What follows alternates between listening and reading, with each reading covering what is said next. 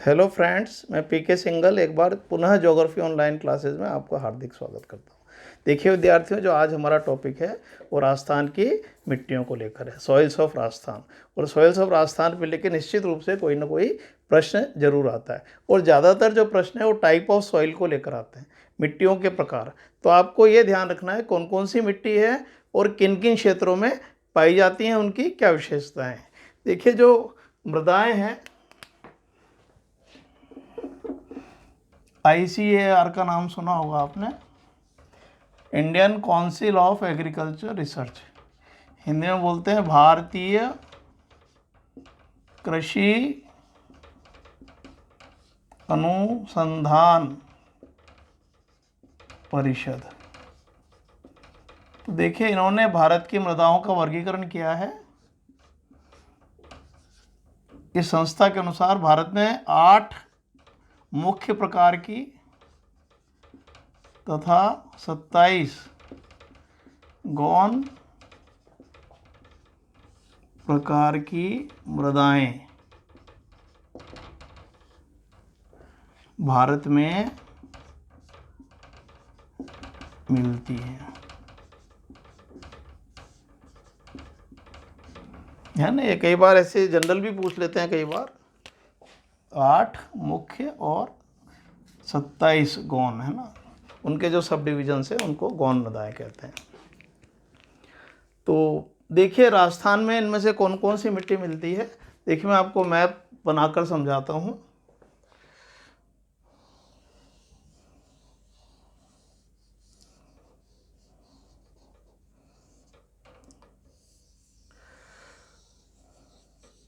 देखिए, टॉपिक जितना जो है मैप के द्वारा समझ में आएगा, वैसे समझ में नहीं आता। तो देखिए, आपको पता है कि ये इधर अरावली पर्वतीय प्रदेश है ना।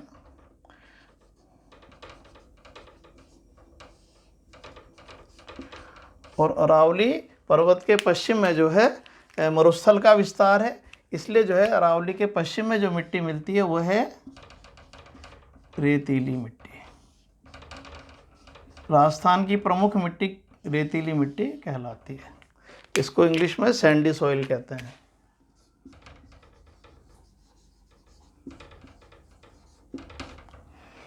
तो आप देख रहे हैं, ये जो मिट्टी है, पहली जो प्रमुख मिट्टी है रेतीली, इसको बलुई मृदा भी कहते हैं, क्योंकि इसमें बालू की अधिकता पाई जाती है। यदि हम इनकी विशेषताओं की बात करें तो देखिए, राजस्थान में सर्वाधिक विस्तार आपसे पूछे, है ना। मैं देखिए इस तरह से बताऊंगा कि आपके प्रश्न भी हाथ के हाथ क्लियर होते जाएंगे। तो आपसे पूछे राजस्थान में सबसे ज़्यादा विस्तार किस मिट्टी का है, या सबसे ज़्यादा क्षेत्र पर कौन सी मिट्टी पाई जाती है, तो आपका उत्तर होगा रेतीली मिट्टी। तो देखिए, क्योंकि मरुस्थल आपको पता है राजस्थान में 61.11% भाग पर है, या मोटे रूप से हम कह देते हैं 60% भाग पर है।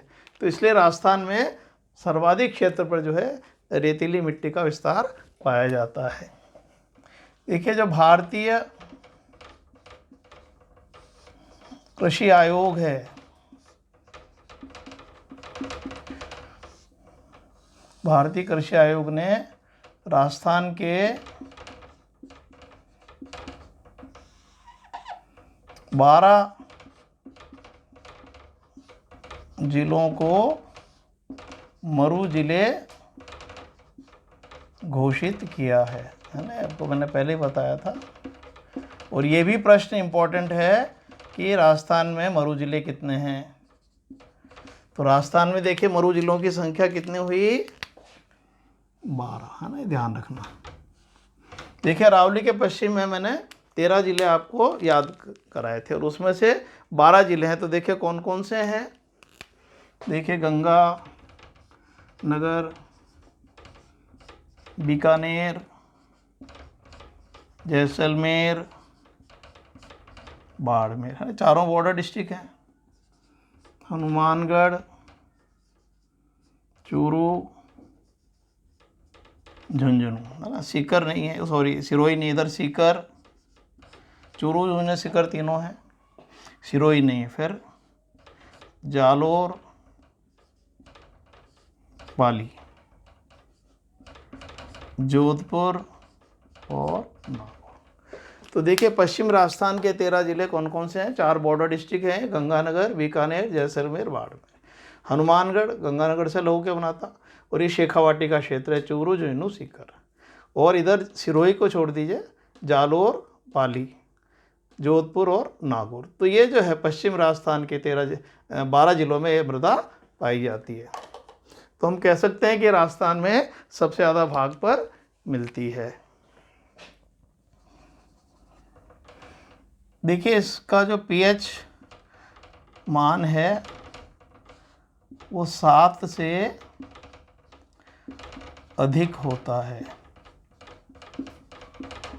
देखिए पीएच मान के अनुसार मिट्टी को क्षारीय और अम्लीय में कन्वर्ट किया जाता है। तो देखिए यदि अपन देखें तो स्केल पर जो 7 है उसे हम उदासीन मानते हैं, उदासीन मृदा। 7 जिसकी पीएच वैल्यू है, ना वो क्षारीय है ना अम्लीय है ना, उदासीन है। परंतु जब पीएच मान जो है बढ़ता है तो वो मिट्टी क्षारीय हो जाती है, क्षारीय है ना। इसको लवणीय है ना, कई नाम जानते हैं, ऊसर है ना, कई नाम है इसके, क्षारीय, लवणीय, ऊसर। तो यदि पीएच वैल्यू 7 से अधिक है तो वो मिट्टी क्या कहलाएगी? क्षारीय, लवणीय। और यदि 7 से पीएच वैल्यू कम है तो उसे हम कहेंगे अम्लीय, acidic, acidic soil, acidic soil. और ये कैसी होगी? सॉल्ट, एल्कलिक, सॉल्टी है ना, एसिडिक सॉइल। इसमें नमक की मात्रा सॉल्ट की ज़्यादा होती है, एल्कलिक कहलाती है, और वो एसिडिक या अम्लीय मिट्टी कहलाती है। तो इसकी जो पीएच वैल्यू है देखिए 7 से अधिक होने पर, इसके कारण क्या कहते हैं कि ये मिट्टी 7 से अधिक है, इसलिए लवणीय मिट्टी है। तो इसकी विशेषता क्या है? इसमें लवण की अधिकता के कारण सॉल्ट्स अधिक हैं, इसे लवणीय मिट्टी कहा जाता है। इसमें देखिए सोडियम, पोटेशियम, मैग्नीशियम आदि के सॉल्ट्स पाए जाते हैं। ये पहले भी कई बार कॉम्पिटिशन्स में आया हुआ है, किस मिट्टी में सोडियम, पोटेशियम, मैग्नीशियम की अधिकता पाई जाती है। तो इसलिए ये जो रेतीली मिट्टी है राजस्थान में, इसकी पीएच वैल्यू अधिक होने से ये जो है क्षारीय मिट्टी है। और क्षारीयता का जो कारण देखिए उसमें इस क्षेत्र में जो है केशिका क्रिया, पानी की जो मिट्टी में केशिका क्रिया होती है ना, इसको कैपिलरी एक्शन बोलते हैं, कैपिलरी एक्शन। इसके कारण जो यहाँ पर जो है मिट्टी के ऊपर लवणीयता बढ़ जाती है, क्योंकि देखिए यहाँ पर वर्षा कम होती है मरुस्थलीय क्षेत्रों में, और वाष्पीकरण बहुत ज़्यादा होता है, इसलिए पानी वाष्पीकृत होता रहता है और नीचे से आता रहता है। तो नीचे जो लवण है, सॉल्ट्स है, वो ऊपर आकर जम जाते हैं, पानी एवापोरेट हो जाता है, तो इसको केशिका क्रिया कहते हैं। तो एक कैपिलरी एक्शन के कारण यहाँ पर जो मृदा है वो लवणीय हो गई है। तो देखिए और क्या विशेषता है इसकी? इस मृदा में नाइट्रोजन, फॉस्फोरस और जो जीवांश तत्व है, क्योंकि यहाँ पेड़ पौधों की कमी है, इसको ह्यूमस बोलते हैं, ह्यूमस की कमी पाई जाती है।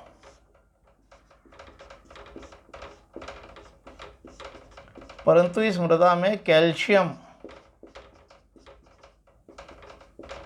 की प्रधानता देखने को मिलती है। तो इस मिट्टी में नाइट्रोजन, फास्फोरस, जीवांश तत्व की कमी पाई जाती है और कैल्शियम की प्रधानता पाई जाती है। और आपसे पूछे मिट्टी किस जलवायु क्षेत्र में पाई जाती है, तो आपको पता है कि पश्चिमी राजस्थान की जलवायु है शुष्क और अर्ध शुष्क। तो ये मृदा राजस्थान में शुष्क और अर्ध शुष्क जलवायु में पाई जाती है। जो 40 सेंटीमीटर से कम वर्षा के क्षेत्र हैं ये, इसमें ये मृदा मिलती है आपको, है ना। और ये लवणीय, देखिए पूछ सकते हैं, और बहुत ही इम्पॉर्टेंट प्रश्न है आरपीएससी का और सभी कॉम्पिटिशन्स में आता है कि पश्चिमी राजस्थान की जो क्षारीय मिट्टी है उसके लिए हम किसकी खाद का प्रयोग करते हैं। तो क्षारीयता को कम करने के लिए जिप्सम की खाद का प्रयोग किया जाता है। तो पश्चिमी राजस्थान में आप देखें, और सबसे बड़ी बात है कि पूरे पश्चिमी राजस्थान में जिप्सम मिलता है और भारत का 93% जिप्सम राजस्थान में पाया जाता है। तो देखिए जहाँ समस्या है वहीं पर उसका निदान भी है। तो यहाँ पर जो है कई बार ये आरएस वगैरह में प्रश्न आया हुआ है कि पश्चिमी राजस्थान में यदि हम कोई उद्योग लगाएं तो किस प्रकार के उद्योग की सर्वाधिक संभावनाएं होंगी। तो जिप्सम की जो खाद बनती है तो इसलिए उसको हम उर्वरक उद्योग में शामिल करते हैं, जिससे कि लवणीयता मिट्टी की कम हो जाती है ना। ये लवणता को हर लेती है, मिट्टी जो होती है उसको एब्जॉर्व कर लेती है। तो जिप्सम की खाद का प्रयोग बहुत ही इम्पोर्टेंट क्वेश्चन है। तो पश्चिमी राजस्थान के 12 जिलों में रेतीली मृदा पाई जाती है, लवणीय मिट्टी है, इसमें सोडियम, पोटेशियम, मैग्नीशियम की जो है ज़्यादा अधिकता के कारण इसमें खारापन पाया जाता है और ये केशिका क्रिया के कारण लवणीय हो गई है। और देखिए विद्यार्थियों, यहाँ पर एक संस्था है, इसको बोलते हैं काजरी। इसकी स्थापना 1959 में हुई थी और इसका काम है शुष्क क्षेत्रों में अनुसंधान करना। तो पश्चिम राजस्थान के शुष्क क्षेत्र हैं, जो शुष्क मृदा है, इन सभी पर यह अनुसंधान करती है। शुष्क क्षेत्रों पर अनुसंधान करना। और पश्चिमी राजस्थान में देखिए मरुस्थल के विकास के लिए, मरुस्थलीय क्षेत्र है, एक कार्यक्रम चलाया गया जिसको बोलते हैं मरु विकास कार्यक्रम, है ना। मरुस्थल में इसे मृदा का भी विकास इसके द्वारा किया जाता है। ये कार्यक्रम का सन अक्सर पूछ लेते हैं। 1977-78 से ये कार्यक्रम राजस्थान में चलाया जा रहा है और ये केंद्र प्रवर्तित कार्यक्रम है, सेंट्रल स्पॉन्सर्ड स्कीम है। इसमें जो केंद्र राज्य का अनुपात है वो 75:25। ये कई बार पूछ लेते हैं। इसमें केंद्र का 75 और राज्य का अनुपात 25 है। और ये जो कार्यक्रम है राजस्थान के, ये 12 मरु जिले के अलावा उधर भी 4 जिले और हैं। 16 जिलों के 85 विकास खंडों में चलाया जा रहा है। तो ये बहुत इम्पोर्टेंट है, अक्सर पूछ लेते हैं। केंद्र प्रवर्तित कार्यक्रम है मरु विकास का, है ना, इंग्लिश को इसको बोलते हैं DDP, डेजर्ट डेवलपमेंट प्रोग्राम। 77-78 से चल रहा है।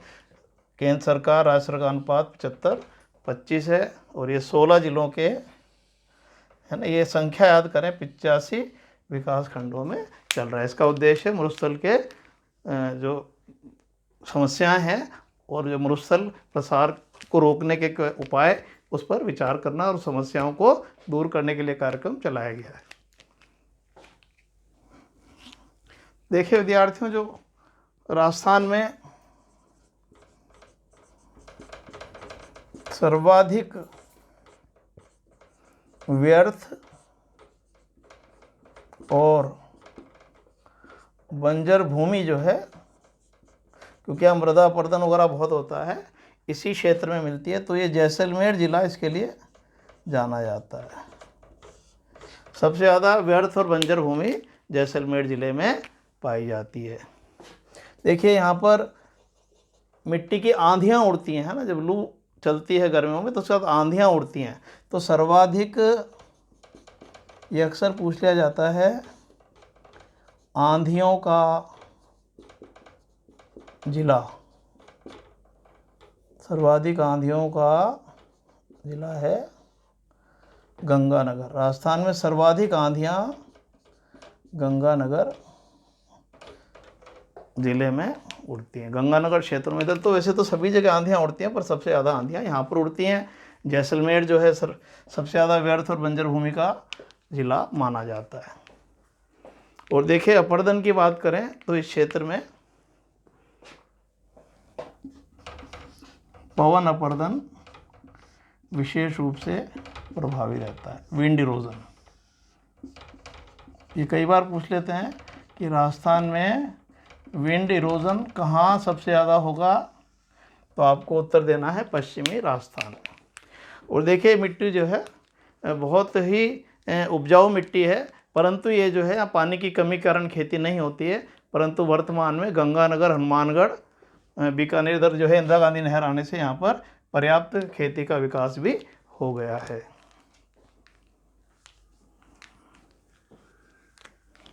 और देखिए कि हनुमानगढ़ क्षेत्र में यहाँ पर नहर तो बना दी, पर यहाँ पर जल रिसाव हो जाता है। तो अक्सर यह आता है कि सेम की समस्या, क्योंकि इसी क्षेत्र से संबंधित है ना। राजस्थान में वैसे तो नहर के किनारे सब जगह पाई जाती है, परंतु हनुमानगढ़ जिले में तो ये इंदिरा गांधी नहर क्षेत्रों में सबसे ज़्यादा पाई जाती है।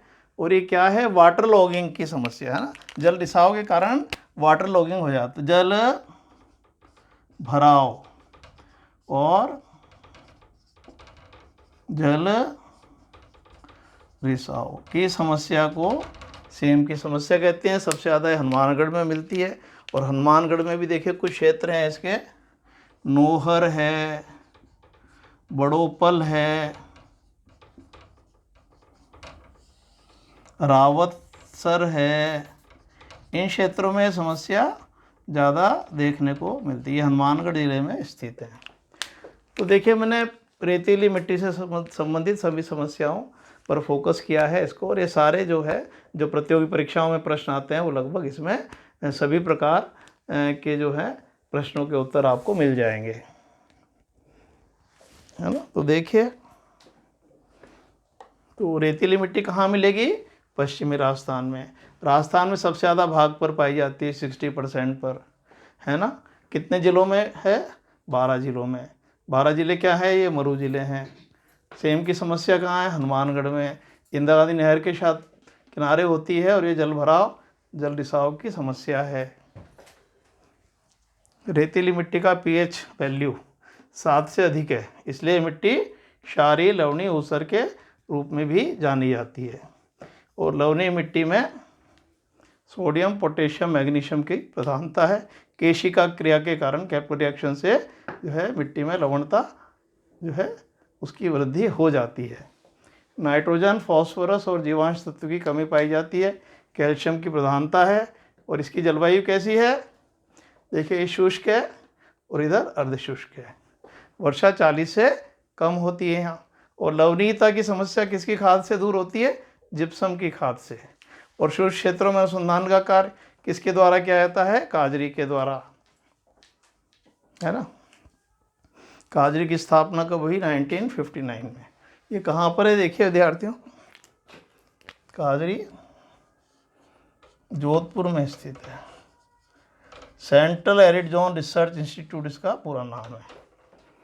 राजस्थान में मरु विकास कब से चल रहा है, 77-78 से। केंद्र प्रवर्तित कार्यक्रम है, इसका अनुपात केंद्र का 75 और राज्य सरकार का 25 है। ये 16 जिलों के 85 विकास खंडों में चलाया जा रहा है। सर्वाधिक व्यर्थ और बंजर भूमि का क्षेत्र जैसलमेर में है, और सर्वाधिक आंधियों का जिला गंगानगर। इसका एक स्क्रीनशॉट खींच लीजिए, और इसके बाद जो दूसरी मिट्टी है हम उसकी चर्चा करेंगे।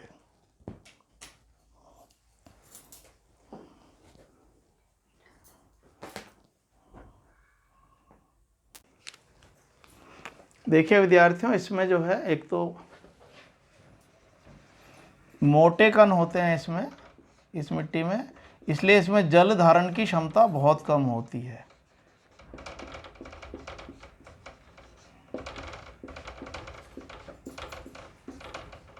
इस मिट्टी में मोटे कण होने से जो जल आता है वो सारा नीचे चला जाता है, तो इसमें जल धारण की क्षमता बहुत कम होती है। और इस मिट्टी में बाजरा, मूंग, मोठ आदि की खेती अधिक होती है।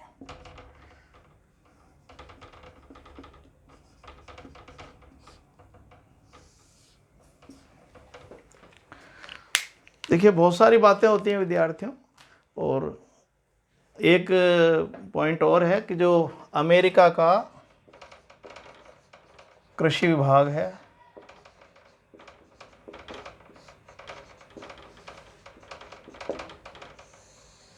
उसको बोलते हैं USDA, है ना। इन्होंने भी आप देखिए विश्व में मिट्टियों का वैज्ञानिक वर्गीकरण प्रस्तुत किया है।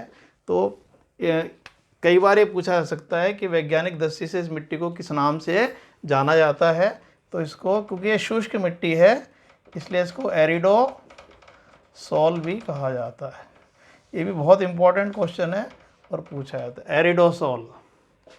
एक सेकंड वापस लिख देता हूँ,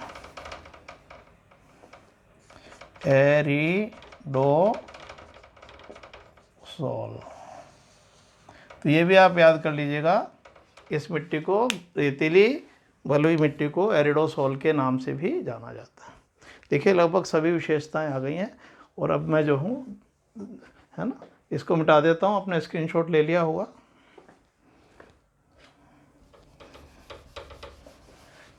देखिए जो भी महत्वपूर्ण प्रश्न है वो लगभग सब इसमें आ गए।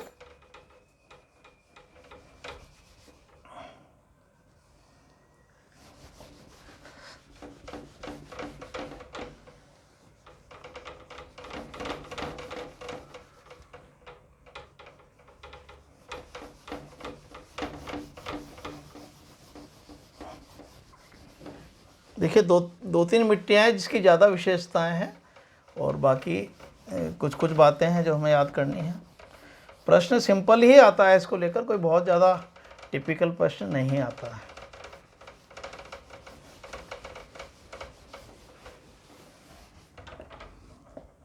देखिए विद्यार्थियों, दूसरी जो मृदा है, भूरी रेतीली मृदा, ब्राउन सैंडी सॉइल, भूरी रेतीली मृदा। देखिए मैं हर एक के मैप बना देता हूँ तो आपको जल्दी से याद हो जाएगा।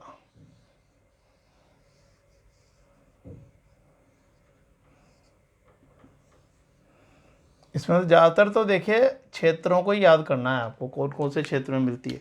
तो देखिए विद्यार्थियों, जो अरावली पर्वत है, इसके पश्चिमी भागों में ये मिट्टी, ये जो पश्चिमी क्षेत्र हैं, इसमें मृदा पाई जाती है। ये RS में और कई कॉम्पिटिशन्स में आया हुआ है, अरावली के पश्चिमी भाग में, ठीक है। और इधर देखिए कौन कौन से ज़िले हैं, है ना। यहाँ झुंझुनू है, सीकर है, नागौर है, जोधपुर है, पाली है और जालोर है ना। लगभग इन ज़िलों में मिट्टी पाई जाती है। मैं लिख देता हूँ, झुंझुनू,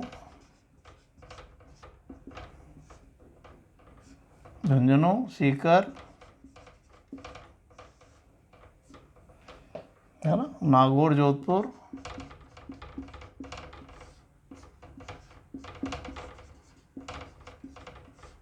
और ये पाली और जालोर। तो ये अरावली के, इसमें कोई ज़्यादा विशेषताएं नहीं है, बस आपको ये याद रखना है कि अरावली के पश्चिमी किनारों पर जो है भूरी रेतीली मृदा पाई जाती है। तो देखिए जो अरावली के कंकड़ पत्थर हैं वो इस रेतीली मिट्टी में आकर मिल जाते हैं, और ये बहुत ज़्यादा उपजाऊ मिट्टी नहीं है, कम उपजाऊ मिट्टी। इसकी कोई ज़्यादा ऐसी विशेषता नहीं है जो याद करने योग्य। बस ये ध्यान रखना है कि भूरी रेतीली मृदा अरावली के पश्चिमी किनारों पर पाई जाती है, या जिले आए तो ये जिले याद कर लीजिएगा। और ये देखा जाए तो जलवायु की दृष्टि से अर्धशुष्क क्षेत्र है। तो ये मृदा का जो जलवायु की दृष्टि से देखें तो अर्धशुष्क क्षेत्रों में ये मृदा पाई जाती है। इसमें और ज़्यादा नहीं करना। फिर देखिए उसके बाद तीसरी जो मृदा है लाल पीली मृदा, red and yellow soil, red and yellow soil.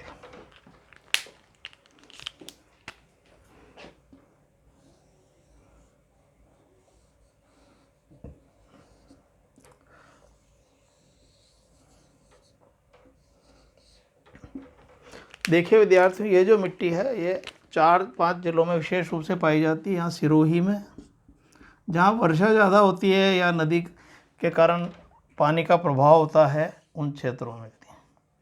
Ajmer है यहाँ पर, भीलवाड़ा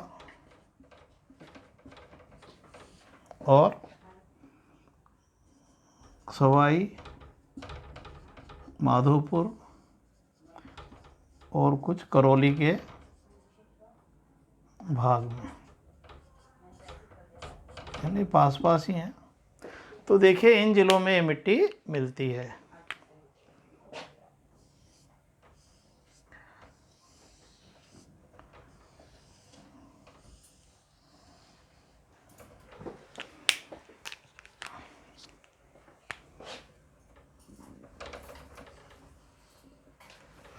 तो देखिए ये आपको ज़िले आ सकते हैं, बहुत इंपॉर्टेंट है, इनको याद करना। इसमें कोई और ज़्यादा ऐसी विशेषता नहीं है, पर ये ज़िले बहुत इंपॉर्टेंट हैं, है ना। अजमेर, भीलवाड़ा बीच में, इधर सिरोही, इधर करौली और सवाई माधोपुर।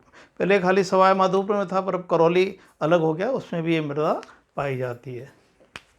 इस मृदा में देखिए इसमें लौह अंश की प्रधानता है। लौह अंश की प्रधानता के कारण ही लाल रंग है इसमें। और देखिए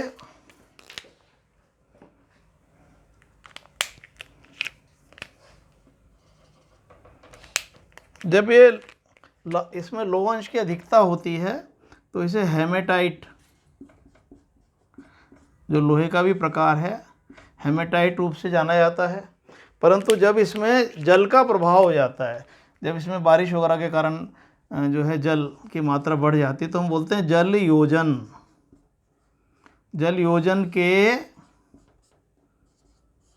प्रभाव से ये पीली हो जाती है। इसका जो पीला रंग है वो जल योजन के प्रभाव, आयरन ऑक्साइड पर जब जल योजन का प्रभाव होता है तो पीला रंग हो जाता है। इसलिए इसको पीली, जो इस तरह की चट्टान और मिट्टी होती है, उसको लिमोनाइट कहा जाता है। लिमोनाइट ये लोहे के भी प्रकार हैं।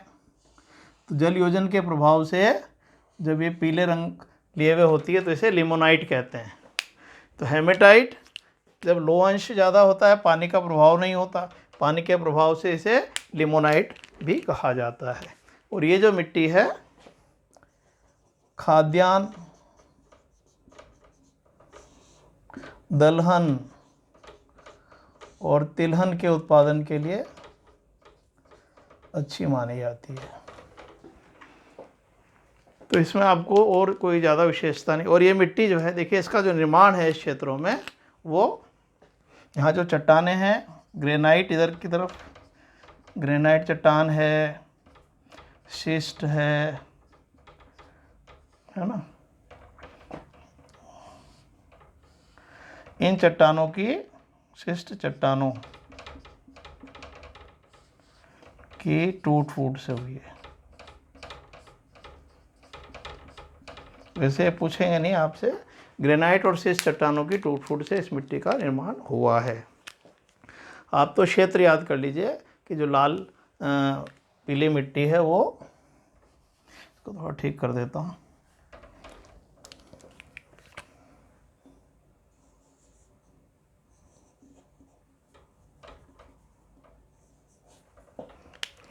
फिर 2 ज़िले हुए, यहाँ पर है करौली और ये हो गया सवाई माधोपुर। ठीक है, तो ये इतने ज़िलों में पाई जाती है, इसको अच्छे से याद रखिए। अब देखिए जो नेक्स्ट है, बहुत इम्पोर्टेंट है, काली मृदा, ब्लैक सॉइल।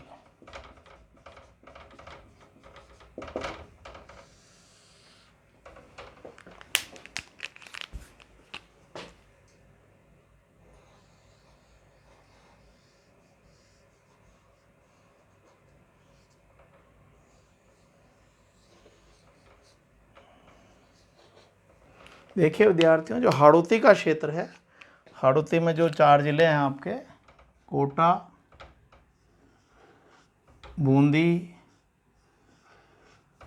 झालावाड़ और बारां।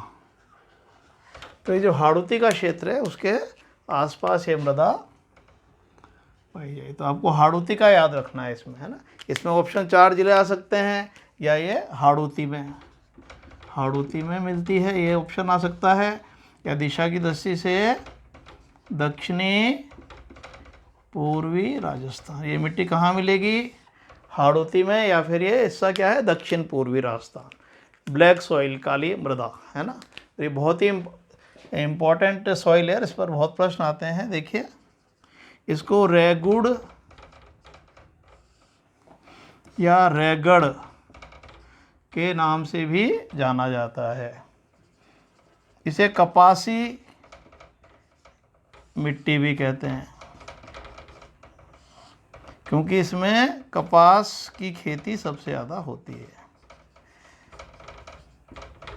ये मिट्टी कपास की खेती के लिए बहुत अच्छी मानी जाती है, इसलिए इसे कपासी मिट्टी भी कहते हैं। रेगड़ के नाम। ये मिट्टी लावा निर्मित मिट्टी है। देखिए, आपको पता है कि जो भारत में, जो दक्षिण भारत में ये जो क्षेत्र है, इसे लावा का पठार कहते हैं। इसमें देखिए, ये महाराष्ट्र है ना, गुजरात है, एमपी है, इधर कर्नाटक है। हम इन क्षेत्रों में क्या हुआ था विद्यार्थियों? लावा का प्रवाह हुआ था। तो इसके कारण भारत के इस क्षेत्र में जो है लावा बिछ गया था। लावे के कारण क्या हुआ? इस क्षेत्र में लावा प्रवाह हुआ, और जब लावा ज़मीन पर आकर जमता है तो उससे जो जमने से चट्टान बनती है उसे हम बेसाल्ट चट्टान कहते हैं। तो इन क्षेत्रों में क्या है? बेसाल्ट चट्टान पाई जाती है, और बेसाल्ट चट्टान की टूट फूट से काली मिट्टी बनती है। तो ये इक्वेशन आपको ध्यान रखने की, क्षेत्र में लावा प्रवाह हुआ, उससे बेसाल्ट चट्टान बनी और उससे काली मिट्टी, इसलिए इसको लावा निर्मित मिट्टी। आपको पता भी है, हाड़ौती में दक्कन का लावा का पठार का भाग है, झालावाड़ और इधर के आसपास। तो इसलिए कई बार आता है इसकी पैतृक चट्टान क्या है?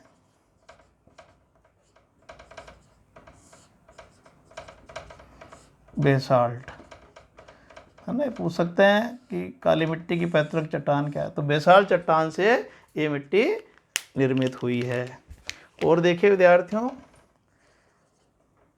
ये गीली जब होती है तो गीली होने पर कैसी आती है? चिपचिपी, ये इसकी विशेषता है। और सूख जाती है जब सूखने पर इसमें दरारें पड़ जाती हैं, ये इसकी विशेषता है ना। देखिए, इसमें जब आप चलोगे तो पैर धंस जाएंगे आपके, जब ये गीली होगी तो, और जब सूखेंगे तो एकदम ड्राई हो जाएगी और इसमें क्रैक्स पड़ जाएंगे। ये इस मिट्टी की विशेषता है। और इसमें जो है क्ले की, चीका की मात्रा बहुत अधिक होती है, चीका की प्रधानता पाई जाती है इस मिट्टी में, इसीलिए, है ना, चिकनापन होता है, पैर भी धंस जाते हैं। देखिए इस मिट्टी को रूस, ये बड़ी फेमस मिट्टी है, रूस में इस मिट्टी को शरनोजम के नाम से जाना जाता है, शरनोजम या चरनोजम भी बोल देते हैं। ये काली मिट्टी भारत में भी और राजस्थान में बहुत इम्पोर्टेंट है। तो इसकी जो विशेषता है रूस की चरनोजम या शरनोजम मिट्टी से मिलती जुलती हैं, और ये जो मिट्टी है कपास के लिए बहुत अच्छी मानी जाती है। और देखिए विद्यार्थियों, यहाँ पर ये जो नदियाँ हैं, यहाँ पर आपको पता है कि एमपी से हाड़ौती क्षेत्र में नदियाँ आती हैं, इधर से चंबल आती है ना, ये कोटा बूंदी की सीमा होकर। और देखिए इधर कौन सी आती है, काली सिंध आती है, फिर ये परवन आती है, इधर ये 12 की तरफ पार्वती नदी आती है। तो मध्य प्रदेश से जो नदियाँ आ रही हैं, है ना, चंबल है, ये काली सिंध है, परवन है, पार्वती है, हाड़ौती। तो ये मध्य प्रदेश से मिट्टी को अपरदित करके इन्होंने हाड़ौती में बिछा दिया है। तो ये मिट्टी कुछ स्थानीय और कुछ जो है परिवहन के द्वारा लाई गई है। तो जो मिट्टी परिवहन के द्वारा लाई जाती है उसे कांप मिट्टी भी कहते हैं। तो ये मिट्टी हाड़ौती में जो नदी घाटियों में कांप मिट्टी के रूप में भी देखने को मिलती है, कांप मिट्टी के रूप में भी देखने को मिलती है। तो देखिए काली मिट्टी की बहुत सारी विशेषताएं बता दी। और देखिए जो अमेरिका का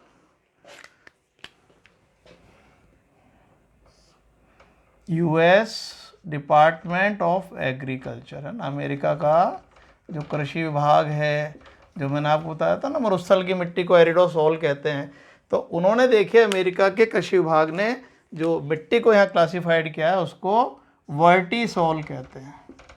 ये भी अक्सर पूछा जाता है, तो ये बहुत आता है। तो राजस्थान में वर्टिसॉल मिट्टी कहाँ पाई जाती है, हाड़ौती में या दक्षिण पूर्वी राजस्थान में।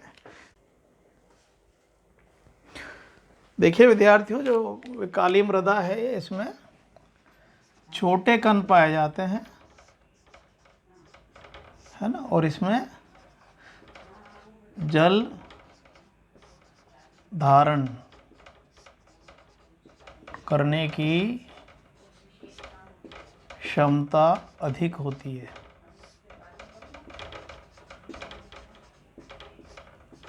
यह भी एक विशेषता है। इस देखो मरुस्थलीय मिट्टी में सबसे कम जल धारण करने की क्षमता है ना, छोटे कण है और जल धारण करने की क्षमता अधिक है, ध्यान रखना। और देखिए विद्यार्थियों, राजस्थान में इसको काली मृदा को मध्यम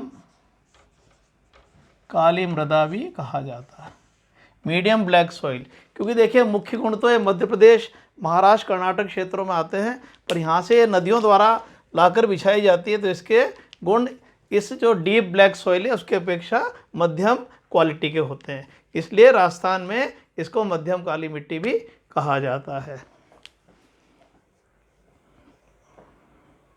देखिए विद्यार्थियों, इसका एक स्क्रीनशॉट ले लीजिए।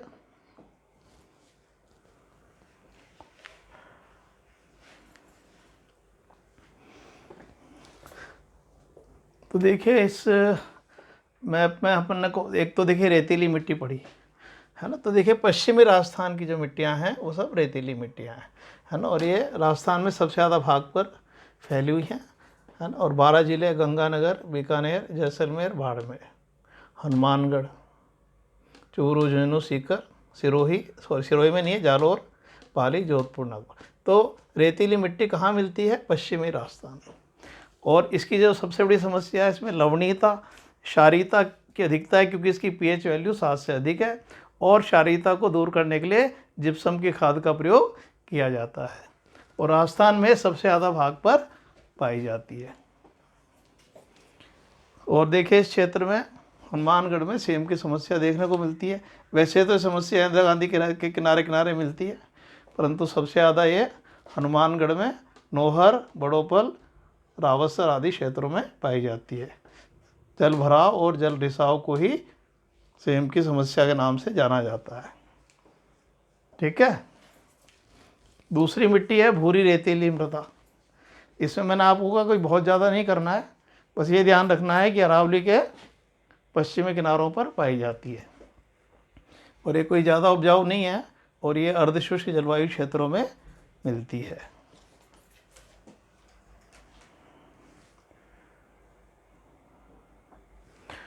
नेक्स्ट जो है लाल पीली मृदा, रेड येलो सॉइल। तो ये देखिए मैंने इसके ज़िले बताए आपको, सिरोही में, अजमेर, भीलवाड़ा, करौली और सवाई माधोपुर क्षेत्रों में। पहले सवाई माधोपुर में थी पर ये करौली अलग से बन गया, तो करौली में भी मिलती है। इसमें लौह अंश की प्रधानता है और जब जल योजन का प्रभाव नहीं होता तो उसे हेमेटाइट कहते हैं। जल योजन के प्रभाव से जब पीली हो जाती है तो उसे लिमोनाइट नाम से भी जाना जाता है। और इस मिट्टी में खाद्यान्न, दलहन, तिलहन आदि का उत्पादन विशेष रूप से किया जाता है। मध्यम काली मिट्टी हाड़ौती क्षेत्र में मिलती है। इसे रेगड़ या रेगुड़ भी कहते हैं। ये कपासी मिट्टी भी है, कपास की खेती के लिए अच्छी है।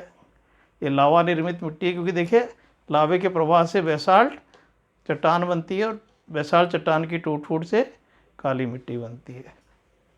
तो इसकी जो पैतृक चट्टान है वो क्या है? बेसाल्ट। और इसकी विशेषता है कि गीली होने पर चिपचिपी और सूखने पर इसमें दरारें पड़ जाती हैं। चीका की प्रधानता है और उसकी जो विशेषताएं हैं रूस की चरणोजम मिट्टी से मिलती होती हैं। इसमें छोटे कण होते हैं, जल धारण करने की क्षमता अधिक होती है।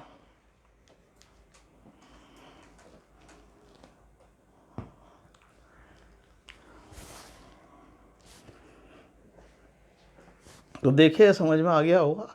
तो देखिए इसके बाद ये जो है कुछ टाइप्स मिट्टी के मैंने इसमें लिए हैं और जो नेक्स्ट वीडियो है इसको आप अच्छे से देखिए और मैंने सारी विशेषताएं जो हैं वो सब इसमें अच्छे से आपको विद मैप्स बताई हैं, इनको याद कर लीजिएगा। और जो बाकी मिट्टी के प्रकार हैं वो हम नेक्स्ट वीडियो में देखेंगे। थैंक यू, धन्यवाद।